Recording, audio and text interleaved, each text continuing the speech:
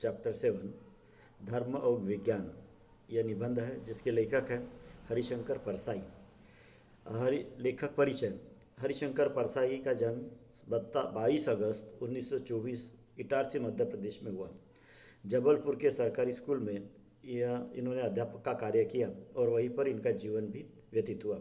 नागपुर विश्वविद्यालय से इन्होंने एमए किया। एमए हिंदी में पास किया। जीवन के संघर्षों ने इन्हें लेखक बना दिया। परसाई ने व्यंग लेखन को एक नई दिशा दी। इनका व्यंग विनोद के साथ मीठी चोट भी करता है। लेखक का कृतित्व। इन्होंने कहानियाँ, उपन्यास, फैंटेसी, ललित निबंध और व्यंग रचनाएं लिखी हैं। इनकी लेखन शब्दावली और भाषा सरल और रोचक है। इनके व्यंग लेख के कई संग्रह छप चुके हैं, जैसे भूत के पाँव, सदाचार का तावीज, निठल्ले की डायरी और तिरछी रेखाएं। यह प्रसिद्ध निबंध और निबंध संग्रह है। विषय प्रवेश।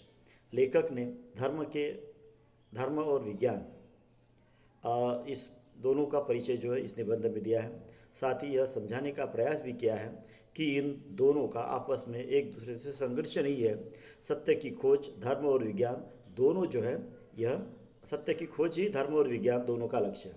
विज्ञान कई प्रकार के हैं। शास्त्रों में क्या लिखा है, विज्ञान ने सब बता दिया है। विज्ञान में क्या गुण होने चाहिए, उसका उपयोग कैसे होना चाहिए आदि चुनौतियों का जवाब धर्म को देना होगा। धर्म मन की शांति देता है। इस प्रकार जो है विषय के संबंध में इन्होंने कहा है। निबंध का सारांश। लेखक कहते हैं कि अपनी दुनिया और संपूर्ण सृष्टि की व्याख्या और वाक्य की समझ सबसे पहले धर्म ने दी है। धर्म ही पहला विज्ञान है। बाद में विज्ञान ने अनेक प्रकार की व्याख्याएं दी है। धर्म ने विज्ञान को नकारा ही नहीं, वैज्ञानिकों को सजा भी दी है। धर्म और विज्ञान का संघर्ष, यह धर्म और विज्ञान का संघर्ष नहीं है। जो लोग यह समझते हैं तो उसके संबंध में उनके लिए लेखक ने कहा है कि लेखक का मतलब है कि धर्म के मूल तत्वों से है, संघर्ष नहीं है उसका। धर्म के मूल इसमें संघर्ष है। धर्म के नाम पर जो कर्मकांड और बुरी प्रथाएं आदि चलते रहती हैं, इन्हें विज्ञान अस्वीकार करता है। इनका विरोधी है जो धर्म के नाम पर ही चलती है, मगर धर्म के मूल तत्व से विज्ञान का विरोध नहीं है।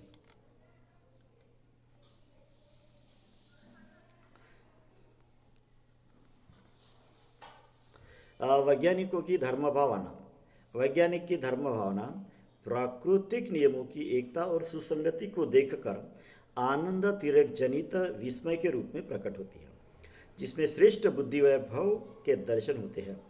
उनकी तुलना में मानव जाति की समस्त व्यवस्थित चिंतन और क्रिया नितांत महत्वहीन बौद्धिक शक्ति जान पड़ती है। प्राकृतिक नियमों के कारण मनुष्य को अपनी स्वार्थपूर्ण इच्छाओं के बंधनों से मुक्ति जान पड़ती है। मुक्ति मिलने की सफलता मिली है और उसके जीवन और कार्य का निर्देशक सिद्धांत बनती है, जो युगों की धार्मिक प्रतिभाओं को प्रभावित करने वाली चेतना से मिलती जुलती भावना है। इस संबंध में आइंस्टाइन की महत्वपूर्ण बातें लेखक ने बताई है, जिन्होंने कहा है कि परम आनंद की उपलब्धि स्वभावना त्याग कर पर भावना को ग्रहण करना, जिसे तुलसीदास ने सरलता से कहा है, परहित सरस धर्म नहीं भाई, पर पीड़ा सम नहीं अधमाई। स्व को त्याग कर मुक्त चेतना जब शुद्ध आनंद का अनुभव करती है तो वह ईश्वर प्राप्त होती है। विश्वविख्यात वायलिन वादक यहूदी मैनुहिन का संगीत सुनकर आइंस्टाइन ने कहा, तुमने मुझे संगीत से ईश्वर में विश्वास बढ़ा दिया। वही संगीत से परम आनंद की अनुभूति है। दुष्ट से दुष्ट आदमी जितनी देर रविशंकर का सितार सुनता है, दुष्टता भूल जाता है। उसके मन में मैल, द्वेष, शत्रुभाव नहीं होते। यह धर्मानुभूति स्व के त्याग से उच्च स्तर की है। सत्य की खोज धर्म और विज्ञान दोनों का लक्ष्य है। लेखक कहते हैं कि जहाँ कहीं तुम्हारा सत्य से सामना हो, उसे ईसाई मानो, वैष्णव मानो, इस्लाम मानो, किसी भी धर्म के मानो, क्योंकि बहुत से साधक चिंतक सत्य को ही ईश्वर मानते हैं।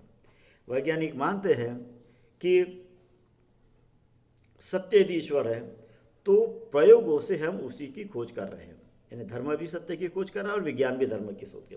इस संबंध में कवि चंडीदास ने कहा है, शून के मानुष्य भाई, सवार ऊपर मानुष, सत्य तेहार ऊपर नहीं। इस संबंध में कवि चंडीदास ने कहा है कि चंडीदास ने कहा है कि धर्म और विज्ञान जब अपने अपने स्थान से नीचे आ जाते हैं तो उसके विपरीत परिणाम होते हैं, क्योंकि धर्म पोथी में है और विज्ञान प्रयोगशाला में है। ईश्वर को रामकृष्ण परमहंस ने भी सार्वभौमिक सत्य, विवेक और प्रेम माना है।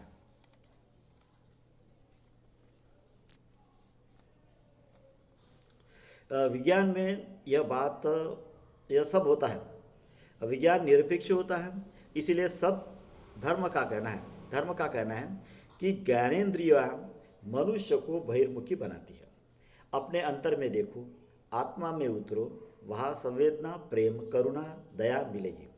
जब अपने बाह्य और अंतर का मेल होगा तब धर्म अवैज्ञानिक नहीं होगा और विज्ञान संवेदनाहीन नहीं होगा। अविद्या को सभी धर्मों ने घातक बतलाया है। हर कोई अपने धर्म को श्रेष्ठ मानता है। यह दुराग्रह, अंधकार और संकीर्णता देता है। ज्ञान पर एकाधिकार का दावा कोई नहीं कर सकता, यह दावा आत्मघाती है। विज्ञान के प्रकार, विज्ञान कई प्रकार के विज्ञान है और धर्म को प्रश्न पत्र देते हैं, उसकी परीक्षा लेते हैं। विज्ञान प्रमाण चाहता है। प्रमाण 3 तरह के हैं, प्रत्यक्ष प्रमाण, अनुमान प्रमाण और शब्द प्रमाण।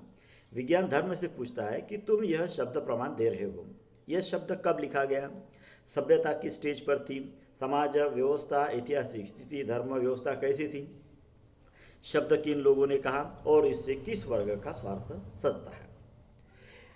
तो चार्ल्स ई रैबन ने इस संबंध में लिखा है, चाहे चर्च हो या बाइबल या खुद जीसस या कोई और हो, यह दावा करना कि इन्होंने जो कह दिया है वही अंतिम सत्य है, यह दावा करना कि दैवी संदेश, इल्हामवाद एक ऐसा भिन्न प्रकार का सत्य है जिसमें तर्क और बुद्धि का कोई दखल नहीं है, जिसकी छानबीन नहीं की जा सकती, ना यह मानकर चलना कि कोई भी धार्मिक सिद्धांत एक काम चलाऊ परिकल्पना से कुछ विशेष है। यह सब हम लोगों के गले नहीं उतरता जो अपनी सीमाओं को समझते हैं। इन सब बातों से हमें बड़ी परेशानी होती है। शास्त्रों में, बाइबल में, कुरान में लिखा है तो उसे सर्वकालिक सत्य मानो, उस पर प्रश्न मत करो, शंका मत करो, इतिहास की कसौटी पर मत कसो। यह दुराग्रह मनुष्य को अज्ञान की अंधेरी गली में धकेलता है। इस संबंध में लेखक ने बुद्ध का भी वाक्य कहा है कि बुद्ध ने जो कहा है वह कहते हैं कि कोई बात इसलिए मत मान लेना कि वह बुद्ध ने कही है। स्वयं सोचना, अपने दीपक आप बनना, यानी हर बदली अवस्था के लिए सिद्धांत नया होगा। कोई धर्म सत्य से बड़ा नहीं है। और बुद्ध ने कहा था कि अत्त दीप भव, यानी स्वयं के दीप स्वयं बनो। इस संबंध में जवाहरलाल नेहरू की भी बातें लेखक ने बताई है। धर्म का जन्म डर और अज्ञान से हुआ। नेहरू जी ने कहा है, मनुष्य कुछ नहीं जानता था, मैं कौन हूँ, किसने मुझे बनाया, यह जानकर प्रकृति कैसे बनी, यह जानवर और प्रकृति कैसे बनी, मनुष्य तो इसे नहीं बता सकता। मनुष्य अंदर कोई परम शक्ति है जिसने यह रचना की, इसे चलाता भी है और नाश भी करता है। इसे कोई नहीं जानता, न किसी ने देखा है। वेद में भी यह कहा है कि वह है या नहीं है के बीच में है, यानी जिसे ईश्वर कहते हैं या परम शक्ति कहते हैं, वह है या नहीं है के बीच में है, वही जानता है। संभवतः वह भी नहीं जानता। देवता का जन्म, फिर यह बादल, गर्जन, तर्जन, वर्षा, बिजली, यह सुंदर है, आह्लादकारी है, पर वह भयावह और विनाशकारी भी है। यह देवता है, यह इंद्र है, इसकी पूजा करो, वह हमारा मंगल करे, अमंगल न करे, देवता पैदा होगी। इस पद्धति से पैदा होगी। प्राकृतिक जो संकट आते थे उसको लोग शरण जाते थे और उसके देवता समझ कर उसकी पूजा अर्चना करते थे और उसी को देवता मानते थे। इस संबंध में विज्ञान की बात भी लेखक ने कहा है कि विज्ञान ने वर्षा होने का कारण, बिजली कड़कने का बनने का कारण आदि सब बता दिया। कोई देवता यह सब नहीं करता, यह भी विज्ञान ने बता दिया। मतलब विज्ञान जो है उसको मानने के लिए तैयार नहीं है। अब धर्म कहता है कि धर्म विज्ञान को नहीं मानता। कुछ साल पहले कर्नाटक सरकार के जल विभाग ने सरकारी खर्च से पंडितों से पर्जन्य यज्ञ कराया था। विज्ञान कहता है कि विज्ञान ने बहुत सा अज्ञान दूर कर दिया, बहुत से भय भी कर दिए, कुछ नए भय भी पैदा कर दिए। विज्ञान तटस्थ और मतलब न्यूट्रल होता है। विज्ञान के सवालों का, चुनौतियों का धर्म को उत्तर देना होगा। मगर विज्ञान का उपयोग जो लोग करते हैं उनमें वह गुण होना चाहिए जिसे धर्म देता है। वह आध्यात्मिक स्पिरिचुअलिज्म, अनंत मानवतावाद, वरना जीवन विनाशकारी भी हो सकता है। इस लेख का उद्देश्य जो है हम यह ले सकते हैं कि धर्म और विज्ञान दोनों का अपना महत्व है।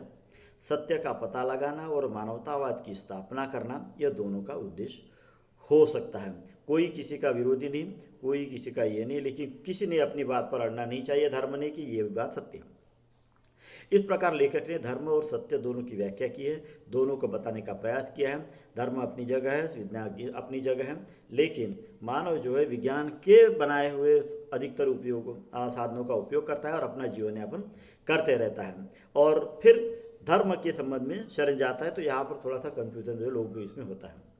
तो चलो ये विवाद का प्रश्न हो सकता है, लेकिन लेखक ने इसे अच्छे से समझाने का, स्पष्ट करने का प्रयास किया है। इस लेख के संबंध में जो है कुछ प्रश्न आ सकते हैं जिसे आप लिखने का प्रयास कीजिए। तो इसमें पहला प्रश्न हम ले सकते हैं कि निबंध का सारांश लिखिए, धर्म और विज्ञान का महत्व विषित कीजिए, जो लेखक ने बताया वो भी, और आपको भी, आपने जो भी सुना होगा वो भी लिखने का थोड़ा सा प्रयास कीजिए, आपका भी दिमाग को चालना मिलेगी। धर्म संबंधी विद्वत जनों के विचारों को लिखिए कि इस पाठ में धर्म के संबंध में जो जो लोगों ने कहा है, जवाहरलाल नेहरू कहा है, बुद्ध कहा है, बाकी अन्य लोगों का जो है उनके विचार भी लिखिए कि उन्होंने धर्म के संबंध में क्या कहा है। और धर्म के संबंध में विज्ञान के लोगों ने भी अपना मत जो है क्या दिया है उसके संबंध में भी कहना है। मतलब धर्म और विज्ञान दोनों स्पष्ट हो जाता है। और फिर एक आता है कि इस पाठ का उद्देश्य क्या है, यह भी। इस प्रकार अगर हम इस पाठ को पढ़कर लिखने का प्रयास करते हैं तो इस पाठ को समझने में हमें कोई भी ज़्यादा दिक्कत जो है नहीं होगी। इस प्रकार हम इस पाठ को यहाँ संक्षिप्त में आपके सामने रखते हैं। और कुछ अगर इस प्रकार कुछ दिक्कतें वगैरह जाती है तो आप पाठ पढ़ कर जो उसके प्रश्न जो है या उसके संबंध में मुझे कांटेक्ट या संपर्क कर सकते हैं।